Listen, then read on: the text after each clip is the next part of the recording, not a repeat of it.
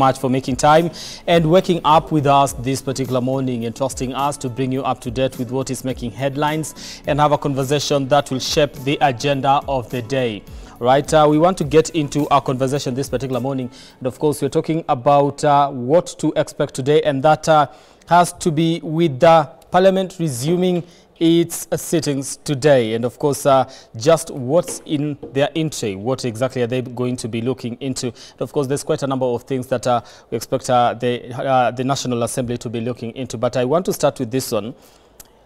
Parliament went on recess just after the invasion in that particular building, and of course that was fueled by the Finance Bill 2024, where the public actually got to Parliament, and just as we are discussing earlier on, there's so much destruction that happened. But I want to understand from, coming back, let me start with you, Honorable Session. I think as a country, we must engage in very mature reflection and mature discourse. And I will pick from where Patrice Alaji left. What is the message that this youth had about this country? We call them the Gen Zs.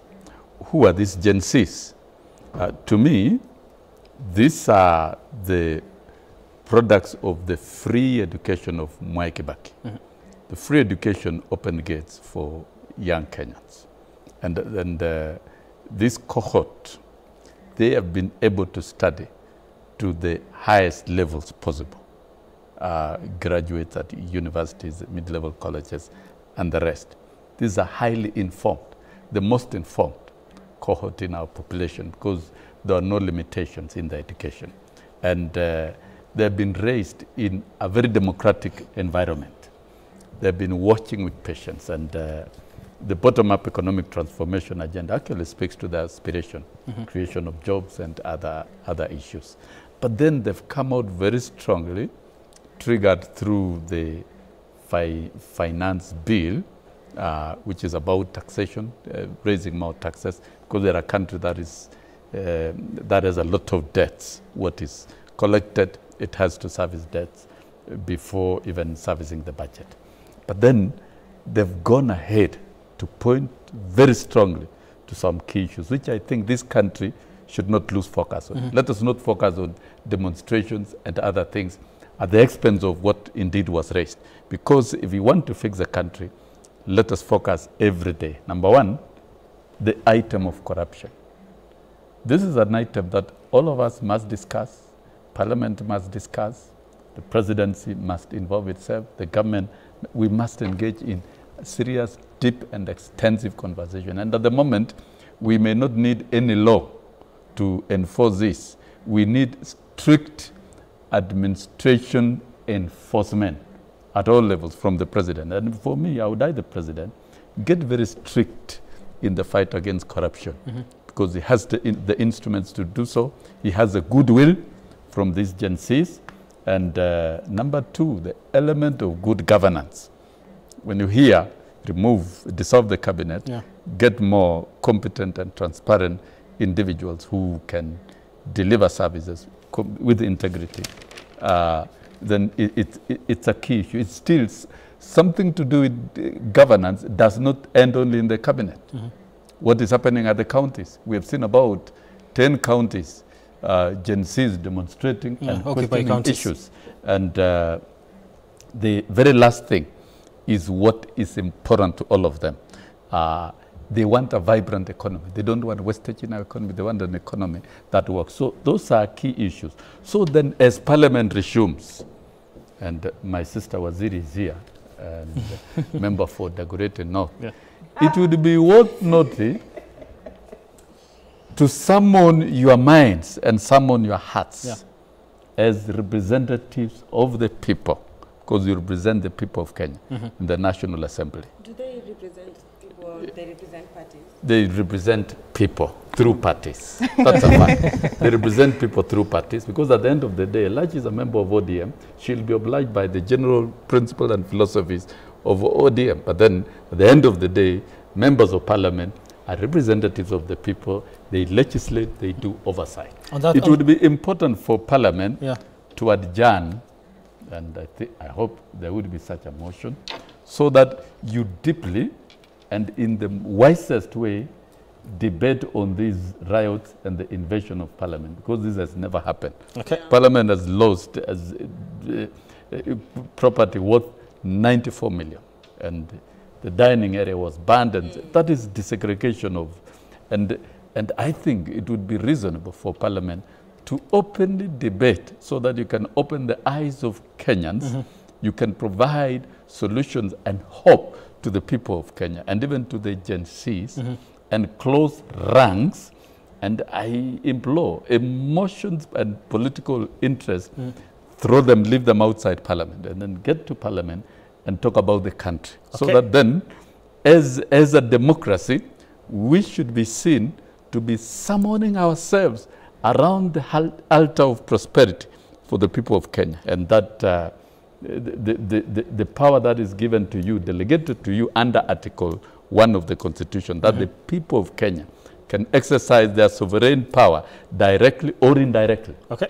This is a mandate given to you, because the ordinary Kenyans who are not in leadership, numbering millions and millions, have given authority to the elected people. What are you doing about corruption? What are you doing about good governance? What are you doing about the economy? Can we be factual about the economy? So when the president talks about establishing a task force to look into the public debt, it is an issue that we must address. Okay. This money that was borrowed, what did it do? Was it stolen?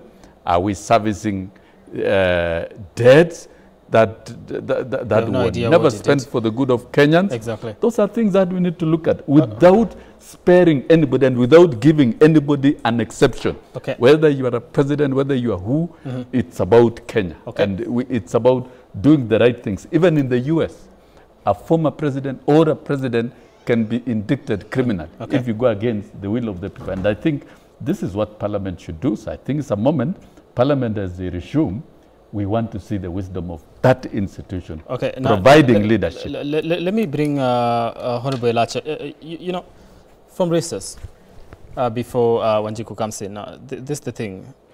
What lessons have you learned? And as you resume today, what different ways should the parliamentarians act, especially when it comes to representing the people? Well, very tough lessons I have learned. Let me talk of me. Very tough lessons. That in the history of Kenya, the 13th Parliament goes into history in the archives, that it was attacked because of not listening to the citizens. And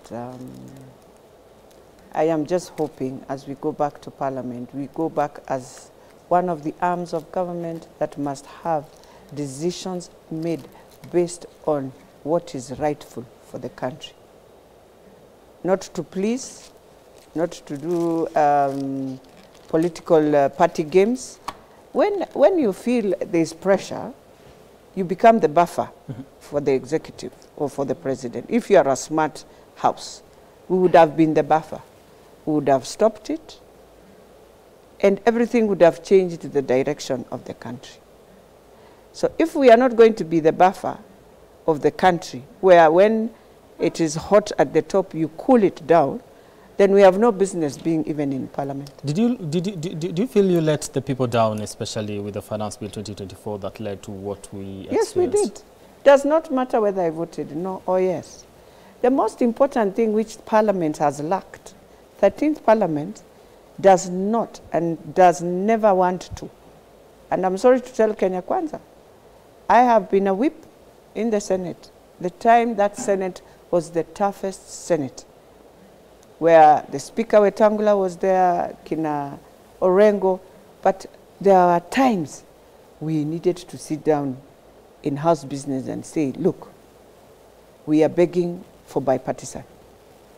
This, we cannot go like this. Okay. That's how we survived. It was a Senate that we learned a lot. It's a Senate that made me understand when you come, when the country is divided, you cannot just every day wake up and think because you have numbers, you will just thumb. No. That's why we have reached where we are. We chest thump. We have numbers. People don't read. People don't even look in anything. We just come. The party has said we are doing. This other side of opposition, we are there. We are opposition. We are refusing. Okay. No. So are things about to change? Not the way Kenya is now. Do you feel the whatever has happened in the past few weeks is going to change the trajectory in which parliamentarians... I am just hoping today we are going for Kamkunji. I am praying and hoping. I want to hear something different that we have learned our... If we were to die in that house, we would have died, all of us. I wonder whether anyone would have run away, would have died. If it was a terrorist, we'd have killed everyone. So can we awaken ourselves and start thinking through? If your constituency, 1 is saying no, 2 is saying no, if there are 100 plus, 2/3, then all of you must just say, look, the ground has shifted. But if it is saying, and you know, it is something that you can all of us come together and agree for the sake of the country, because you're also a leader, how do we do it better? How do we get a win-win between what the citizens are saying and us? But it's a win-win. We don't give all and they don't get all. Fine, win-win here. As leaders, we think this is the right way. And we carry the burden together. But this one of saying you'll be carrying and then you go and meet the president and do. I am hoping we are not going to go to that. I am saying it for free. And I want to tell our colleagues, let me tell you, we have 1 year to make it right and go to an election. Okay. 1 year. There's no 2 years. The president, this was his second finance, and that was going to be the last when he comes to 2025. Okay. So how do we ensure, first, Kenya comes back to where, and don't use this also, because I want to tell government, do not use this as a game where you'll tell us, oh, because of what has happened. No, God gave us, or the devil, whoever gave us COVID, taught us one lesson. And during COVID, Kenya closed like any other country in the world. But that time is when the administration of the last regime collected revenue. They had enough revenue. So right now, with all the revenues, you've opened new ones. Don't come and tell us. Some of us are waiting because we shall tell you. COVID was there. And Kenya survived. Okay. In the worst time, it survived. Now, this time, yes, we've lost 94 million. Sometimes God is asking us, Kenya, you just talk about, you know, one of the things I've realized, even ever since we started all this, that we don't even talk about human beings. We talk about money. Okay. Money. Can we stop it as Kenya? Because it is human beings who bring the money. Money cannot come from the tree. It comes from the same human beings. So can we first talk about our social humanity? And the money will come. If you put in your systems, you will collect enough. Kenya will have. Let us appreciate what the little we have. Okay. Can that little work before we got even more that we are looking for and we are just stealing and doing bad things? And by the way, as the president looks at the cabinet, the problem is not there. The problem is very deep. Okay. Yes, very deep. Let me come to you, Njoku, and this is the thing. We have a National Assembly that, to some extent, lost the faith of the people of this particular country when they decided to walk into that particular house and say, okay, you know, we feel betrayed, and we are occupying this house because you people have failed on the job. Right now, they are coming back. Do you feel there are lessons that have been learned by the members of parliament, or will we still continue to experience the issues of the government has said this, the opposition has said this, what we need to do is just rubber stamp whatever communication has come from the top? Just like you put it earlier, are they really representing the people, or they're representing their parties? Brian, I think if the politicians or the members of National Assembly are wise, and you've been listening to the public anger, you must be able to shift. You see, we as Kenyans also, we have this behavior of always voting, along party lines. So it has always been politicians always getting right to the party and moving forward. And that's why for them it has always been a priority to do and say as what the party demands or deems. So this time around, I hope they see that that there is a shift on the ground, and that it's important for them now to begin representing the voices of Kenyans. I know they've been able to see and discern that now we have young people engaging politically, because they've been at the forefront conscientizing young people why it is important to be involved politically, and that doesn't mean by necessarily running for office, but by being an active citizen, being very conscious of what's happening. So we are seeing civic participation, we are seeing policy influence, something a 19-year-old never thought that they could do, but we are seeing policy influence from young people. And what I'm asking the members of National Assembly is that moving forward, you must be able, when you go to the National House, you must represent the voice of young people. There are ministers, we have the MPs that we've already seen them still being arrogant, even abusing people on the street. We are seeing politicians not being able to go on the ground. So, you see, it's like they're being held hostage to their homes, and we've had some even moved. But now, because they need the ground, they need the people, they must do representation differently. But also it comes back to us as Kenyans. We must also do self-reflection. How do we vote? Because the people in parliament are representatives of who we are. So how did we put them in parliament? If we say they don't represent us, how did they get there? They didn't magically appear there. They were voted in. So they are representative of who we are. So also it goes back to us and do self-reflection. Why are we turning against them if I told that's exactly the picture of who we are? Yes, and I think it's about time we break cycles. This is the moment that we need to break cycles, because we have been, as Kenyans, getting returns from the cycle. Which cycle am I speaking about? It's you pay me, I vote for you. Yeah, so I get some money out of it, and you get the vote. So it's a transaction too? Yeah, it has always been transactional. But come to 2027, I hope that politics will be different. I hope campaign financing would be as expensive as it has always been, because you need to buy votes as you used to. Let's listen to people's manifesto. Let's criticize the people who are running for office. Let's not just go with so and so because they are landing with a chopper. So that's who. Because if they're landing with a chopper, that person can't represent you. Do you own a chopper? I want to take a break, but before I do that, I want to give each one a minute to talk on the issue of because there have been calls on dissolution of parliament, and I don't know whether that's an opinion that you hold. That by the way, we feel like we are betrayed by our representatives, so to some extent we need to do away with that. What's your take on that first? I know, and Honorable Beatrice Alachi has been part of the conversation of the women's movement. Parliament had been there was an advisory by CJ Maraga to dissolve parliament, because it hadn't reached the 2/3 gender qualification.